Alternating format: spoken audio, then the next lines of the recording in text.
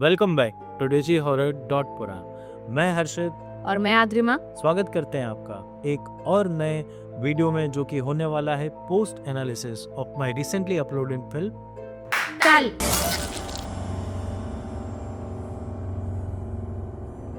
तो बेसिकली इस वीडियो में होने ये वाला है, हम साथ मिलके फिल्म देखेंगे और इस फिल्म के दौरान इस पूरी फिल्म मेकिंग के प्रोसेस को डिस्कस करेंगे, जिसमें लिखना, शूट करना और एडिट इंक्लूडेड है। तो चलिए साथ में देखते हैं। चलिए शुरू करते हैं।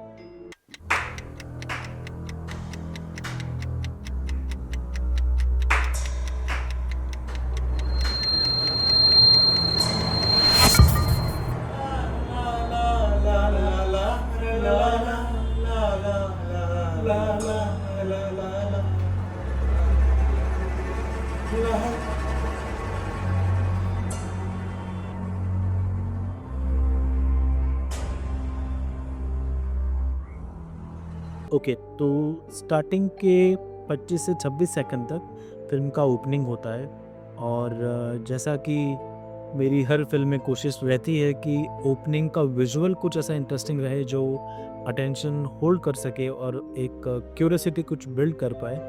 तो उस लिहाज से मुझे तो ठीक लगा कि शायद वैसा कुछ विजुअल में अचीव कर पाया हूँ। What do you think about that? हमने आई थिंक इनिशियली विजुअल कुछ और डिसाइड किया था, पर फिर आई थिंक ये ज़्यादा बेटर लगता है, वो हमने बाद में फिल्म में यूज़ किया है। 10 सेकंड के बाद में जो फर्स्ट फ्रेम है उसमें वो विजुअल चेंज करने का मेरा रीज़न ये था, मैं स्टार्टिंग के 5 से 10 सेकंड में ही वो बात कह देना चाह रहा था कि टाइम चल रहा है और अगर वो उसने पलंग झपकी या वो सोया तो वो उसकी जान को खतरा है। स्क्रिप्टिंग के टाइम तो एक और हम बात शेयर करना चाहेंगे। आई थिंक जो डिस्कशन हुई थी जिस फिल्म की, ये वो फिल्म नहीं है। अकॉर्डिंग टू मी स्टोरी बहुत स्ट्रॉन्ग थी उस स्क्रिप्ट की। वो आई थिंक हम बाद में जो हमें एंडिंग मिलेगी तब आई थिंक हम डिस्कस करेंगे और हम वो ज़रूर बनाएंगे। या मेरे हिसाब से वो फिल्म बहुत इंटरेस्टिंग थी। एक हमारी पुरानी स्क्रिप्ट लिखी हुई थी जिसको हमने बनाने की कोशिश की है। तो उससे आगे चलते हैं।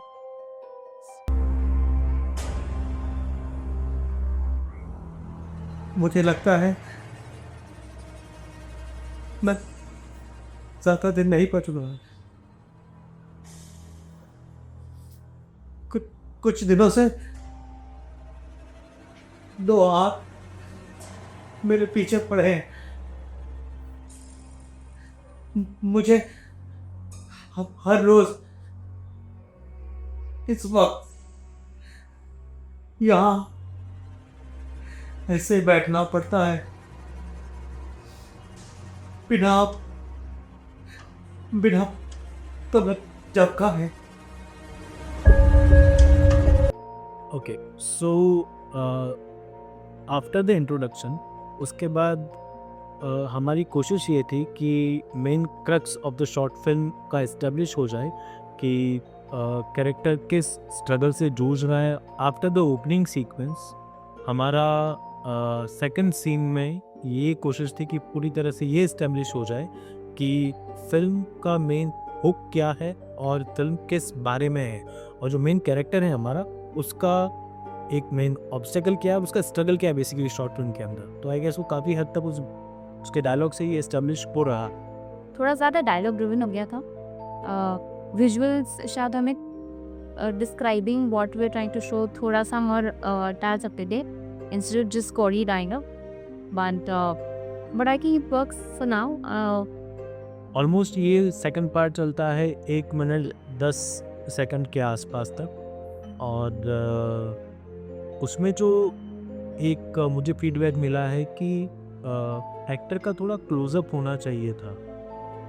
तो मुझे पर्सनली नहीं लगता, बिकॉज जिस तरीके से कैमरा पुश इन हो रहा है जब वो बात कर रहा है और जिस तरीके से इमोट कर रहा है वो अपने जो भी फीलिंग्स हैं उनको, तो आई वुड से कि वहाँ एक चीज़ ब्रेक हो जाती है अगर हम कैरेक्टर का कोई भी एंगल वहाँ से डिफरेंट पे जाते, चाहे वो क्लोजअप होता है, चाहे ओ होता है, जो भी कोई दूसरा भी एंगल होता है, because this is the static angle जो अपने आप उसके पास क्लोज जा रहा है, उसको सिर्फ इमोशन को इस्टेब्लिश नहीं कर रहा बल्कि उसके आसपास की जो सराउंडिंग है उसको भी काफ़ी हद तक थोड़ी सी एक डिस्टर्बिंग वाइब क्रिएट कर रहा है। That's what I felt. Even I felt the same. हमें इसमें एंगल्स नहीं चेंज करने चाहिए थे। आई थिंक ज़रूरत नहीं की, क्योंकि इसके तुरंत बाद हम बहुत क्लोज एंगल्स पे आ रहे हैं ऑलरेडी। मेरे हिसाब से नहीं होना चाहिए था। आप कमेंट्स में भी बताइए अगर आपको लगता है इसमें क्लोजअप्स होने चाहिए थे, तो we would love to know your thoughts. अच्छा, चल आगे बढ़ते हैं।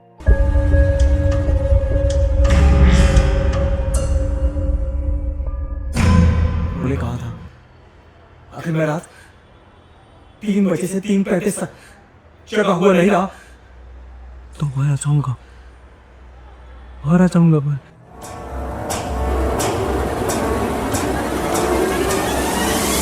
सो 8 मिनट 10 सेकंड से 8 मिनट 33 टू 34 सेकंड तक जो विजुअल्स आ रहे हैं उसका वो यूज़ करने के मेरे रीज़न्स ये थे कि मैं उसमें कैरेक्टर्स के जो मेन किरदार है उसका जो स्टेट ऑफ माइंड से वो जूझ रहा है वो अच्छे से इस्टेब्लिश हो पाए। उस तरह के मैंने मोन्टाजेस क्रिएट करने की कोशिश की है जिसमें थोड़े से डिस्टर्बिंग विजुअल्स हो सकते हैं उन ऑडियंस के लिए जिनको मतलब ज़्यादा फ्लैशी विजुअल्स देखने की यूज टू नहीं है। और इससे पहले भी जो डायलॉग था ना, जिस तरीके से एक्टर ने इमोट किया है और सब कुछ, इट इज़ नॉट नॉर्मल। मतलब basically the story was that this person has been awake at this time and throughout night since really long, मतलब काफ़ी टाइम से वो जगह पर है। तो वो थोड़ा सा पागलपन के उसमें जा रहा है। He is not being scary, but साइकोसिस वाला फीलिंग है कि he's not in the right mind. He's not slept since so many days. He doesn't know what to do. उसको ये fear है कि सो गया तो मर जाएगा या कोई कुछ कर देगा उसको. So that I think comes across pretty well in those visuals. That was our motive also. Yeah. चलिए आगे बढ़ते हैं।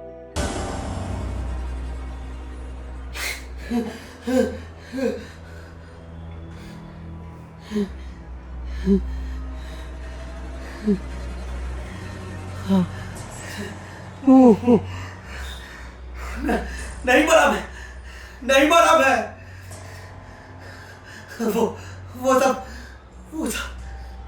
सब झूठ था वो सब।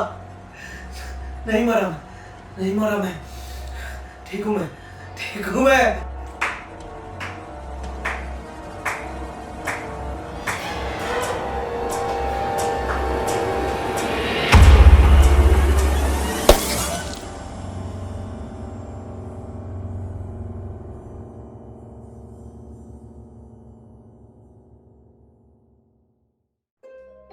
सुमिया I think the next bit थोड़ी सी डायलॉग तो नहीं ठीक था, बट थोड़ा इमोटिंग वाइज मेरे को ये थोड़ा सा ओवर द टॉप लगा था। आई इनिशियली जब हम शूट भी कर रहे थे तो मेरे को लगा था ये थोड़ा सा ये सटल होना चाहिए था, but I think it work really well for Harshit and it was his call कि हमें दोबारा रीटेक्स नहीं लेने चाहिए उसके पता था। But the last effect I think that was bag on. मेरा वो one of the favourite parts of the film है। हमने इनिशियली सोचा था कि हम उसको नीचे ऐसे दबाएंगे, बट वो जो ताली वाली चीज़ थी वो शायद उस टाइम फिर it wouldn't have come across that very well अगर हम सिर्फ नीचे दबाते तो। But I think the last and visual works best film. मेरा रीज़न ये था उसको थोड़ा सा ओवर द टॉप लगना मेरे हिसाब से ठीक था, बिकॉज वो खुद ही बिलीव नहीं कर पा रहा है। तो जब कोई खुद ही उस चीज़ को बिलीव नहीं करेगा कि मेरे साथ ये हो रहा है या नहीं हो रहा है, तो आई थिंक वो जब उस तरीके के जब रिएक्शंस आएंगे तो वो थोड़े से ओवर द टॉप ही होने चाहिए। अदरवाइज़ वो फिर बहुत फ्लैट सा जाने लगता है, एक टाइम के बाद वो मोनोटोनस सा लगने लगता। बिकॉज ये वाला बहुत इम्पैक्टफुल पॉइंट है फिल्म का। जब उसको रिएक्ट हो रहा है कि हाँ ओके मैं सो जाता हूँ या मेरी आँख बंद होती है तो मेरी मौत हो ज़रूरी नहीं है, तो वो खुश भी है, डरा हुआ भी है और समझ नहीं आ रहा उसको वो रिएक्ट कैसे करे। तो हालांकि वो भी बहुत सारी चीज़ें मैंने एक्टर को कह दी थी एक ही टाइम में इतना सब कुछ करने के लिए, विच रिक्वायर प्रॉपर टाइम, लेकिन एक्टर मुझसे स्क्रिप्ट मांगता रहा। अगर मैं उसको स्क्रिप्ट पहले दे देता और थोड़ा प्रेप करके आता तो शायद उन लाइंस पे काम हो जाता, जिससे शायद it might be like may be better for us और लाइक हमको ध्यान रखना होगा नेक्स्ट हमारे फिल्म के अंदर आगे की टाइम। तो इस टाइम इस फिल्म की लर्निंग ये है। We have to prep. या करेक्ट। हाँ, वो जिस दिन शूट कर रहे हैं उस दिन हम फिल्म लिख के ख़त्म, क्योंकि of course this was a last minute change हम शूट कुछ और करने वाले थे, फिर हमने शूट कुछ और किया। तो उस पर्सपेक्टिव से देखा जाए तो मतलब जिस दिन शूट किया था उस दिन सुबह ही चीज़ें लॉक की थी हमने। जैसे स्क्रिप्ट का स्ट्रगल ऑलरेडी चलता रहा, मुझको एक डेट फिक्स थी मेरी शूट करने के लिए, तब तक वो शी वाज नॉट हियर। फिर जब आई हमारी बात हुई एंड शी ओनली सजेस्टेड कि वो एक स्क्रिप्ट तेरी ऑलरेडी लिखी हुई है, क्यों ना हम उसको करें। तो वो मैंने पिक करी, वो निकाली, एक्टर को मैंने कुछ और सुनाया था, फिर एक्टर को बुलवाया और उसके बाद बात करते हुए शी सेड कि that is not an excuse, but चीज़ें थी जो और बेहतर तरीके से हो सकती थी, और वो हम कोशिश करेंगे नेक्स्ट टाइम उसको अच्छी तरीके से करने के लिए। So some of the good points of the film that really worked for me was the black and white look of it.